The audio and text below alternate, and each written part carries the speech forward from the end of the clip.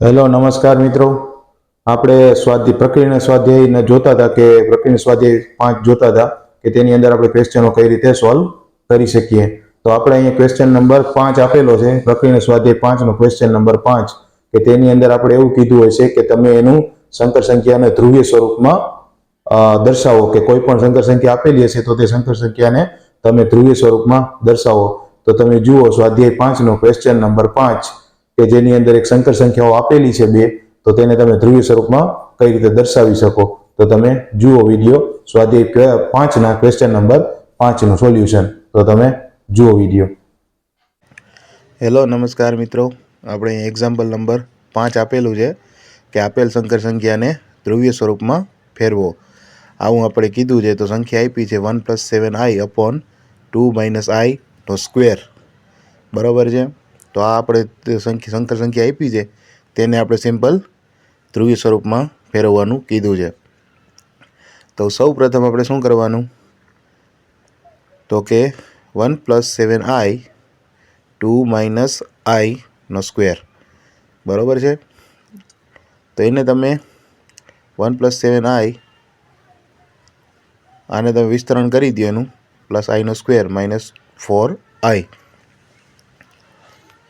હવે 1 + 7i એમનેમ, plus i no square એટલે -1 -4i. તો શું વધશે અહીંયા?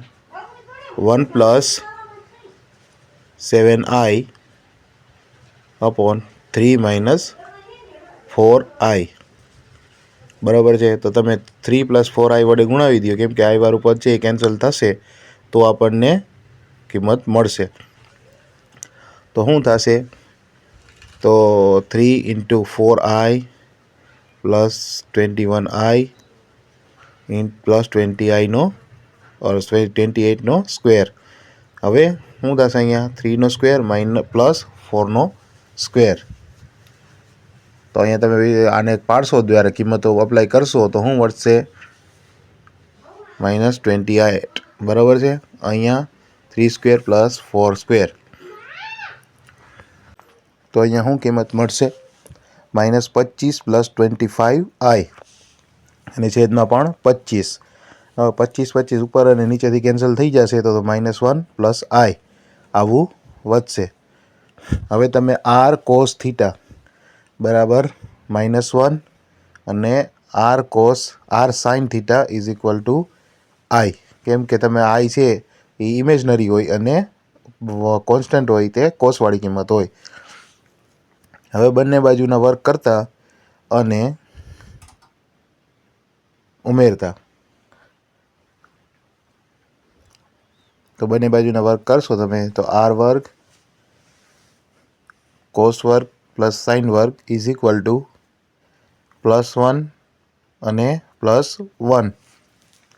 તો r² બરાબર શું થશે? cos² + sin² θ બરાબર શું થશે? 2. બરાબર છે. તો r² બરાબર શું થશે? 2. cos² + sin² બરાબર 1. તો r ની કિંમત શું થશે? √2. હવે આપણે r ની કિંમત અહીંયા મળી ગઈ છે. તો r ની કિંમત મળી ગઈ હોય તો તમે જે ઉપરનું ફંક્શન છે તેની અંદર કિંમત મૂકશો તો તમને કોણની કિંમત મળશે, કે કેટલા ડિગ્રીનો એંગલ છે. તો √2 cos θ બરાબર -1 અને √2 sin θ = 1. તો cos θ = -1/√2. એવી જ રીતે અહીંયા આવશે sin θ = 1/√2. હવે એ બે મળી ગઈ હોય તો √2 1/√2 અને -1/√2 ની કિંમત ક્યારે આવશે? 3π/4, π - π/4 માં. તો થીટાની કિંમત આવશે 3π/4.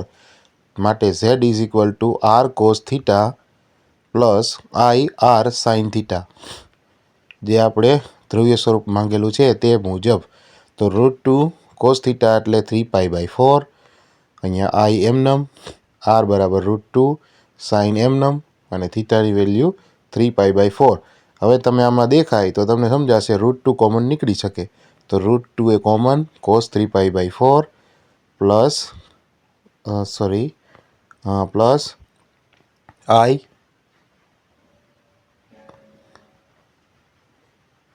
sin 3π/4. 4 આ આપણે ધ્રુવીય સ્વરૂપ મળશે। હવે અહીંયા જુઓ તમે એક્ઝામ્પલ નંબર 5 આપેલો છે કે તેની અંદર પણ એક ધ્રુવીય આપણે સંકર સંખ્યા આપેલી છે તેને ધ્રુવીય સ્વરૂપ આપવાનું છે। તો 1 + 3i upon 1 - 2i આવું આપણને આપેલું છે।